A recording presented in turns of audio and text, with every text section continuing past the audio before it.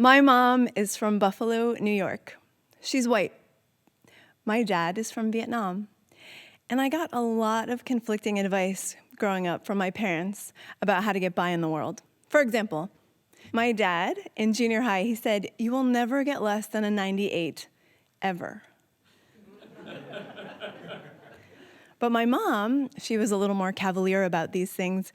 She said, out of earshot of my dad, of course, "Come on, live a little. I dare you to get a C." My dad would say things like, "Listen to instructions and don't ask questions." But my mom was like, "It's just as important to learn how to break the rules as it is to follow them." Anyway, I didn't give a lot of thought to being biracial when I was growing up, but people would call attention to it. "What are you?" I got that question a lot. "Where are you from?" But I ignored it. I pretended that I wasn't Vietnamese at all. I grew up in a mostly white neighborhood. There was only one other Asian family in my school. Most of my friends were white. My favorite dolls were blonde and blue-eyed. I wished that I looked more like my mom and less like my dad.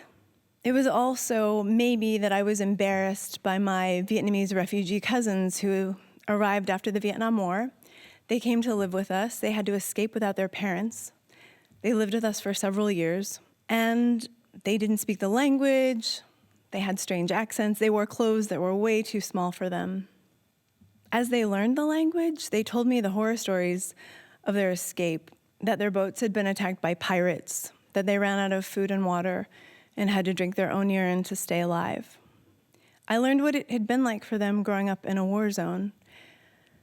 And when we would play in the sandbox, they taught me how to dig a deep hole and place sharpened sticks upright at the bottom of the hole. We would lay long twigs over the top and then large flat leaves over the twigs, and then sprinkle just enough sand to cover the leaves. Then we would go over to the other side of the sandbox and wait. Look, no one ever really fell in that we know of, but there wasn't a lot of supervision in those days either. When I go to college, I get to study abroad in Paris, France. I have a really good French accent, and I want nothing more than to immerse myself into French culture. But I am stopped all the time. "Where are you from?" I tell them, "The United States." They ask, "No, but what's your nationality?" I tell them, "I'm American." They say, "No, but where's your father from?" I say, "Vietnam." And they say, "Well, then you're Vietnamese. Have you been there?" I say, "No, I haven't been there. I'm not Vietnamese." I hate that I don't look American. I'm constantly reminded that I don't belong. Years later, I'm living in New York City. I decide to quit my marketing job and sublet my apartment, and I go to seek adventure on an international volunteer program. But I call my therapist before to let her know. Because in New York, you get an apartment, and then you get a job, and then you get a therapist. So I tell her, I'm really excited. I'm going to probably move to Central America to volunteer. And she says, "Oh, that's interesting. Here you are, ready to embrace a whole new language and a new culture when you don't have a clue about your own." Vietnam is the part of me I don't want to face, the part I would wish away if I could. Even though the war ended long ago, I am terrified of the scars left behind. I don't want to see the people with missing limbs from landmines or deformities from Agent Orange. I'm also worried that once I step off the plane, if they find out I'm American, people are just going to throw rocks at me. A few nights later, as I'm researching on the computer, I come across yet another volunteer opportunity. It says, "Work with orphan children in the poorest parts of central Vietnam." So I take a deep breath and I go there. I buy my plane ticket. And as soon as I step off the plane, the moment I set foot on Vietnamese soil, I feel voices speaking to me in my soul, and they are saying something like, "Welcome, you're here, you're finally here.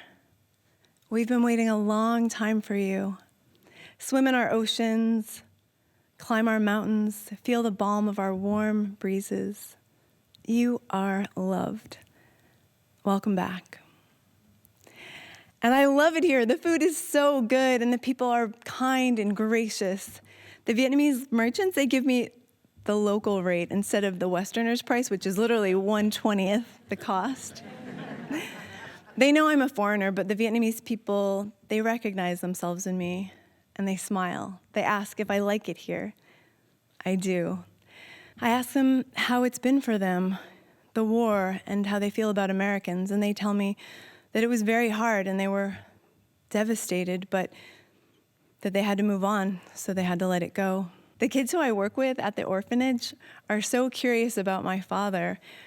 We have an interpreter because my Vietnamese is very bad, and they want to know, where's my father from? What village exactly? And why did he leave? These are questions I've never really asked.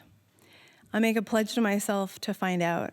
There's a day where during monsoon season, I'm walking down the street and it starts pouring rain and I'm stuck without a poncho. A shopkeeper runs out of her shop with a big open umbrella and hands it to me. Không. Gua Gamle. She insists. I take it. This complete stranger is looking out for me. It's different here. It's like we're one big family and people really care about each other. All my life, people have stopped me in grocery stores, on buses and elevators and asked me, what are you? It used to upset me. But now the conversation goes like this. Hey, what are you? I mean, what's your ethnicity? I'm Vietnamese. Oh, cool. And have you been there? Yes. Yes, I have. Thank you.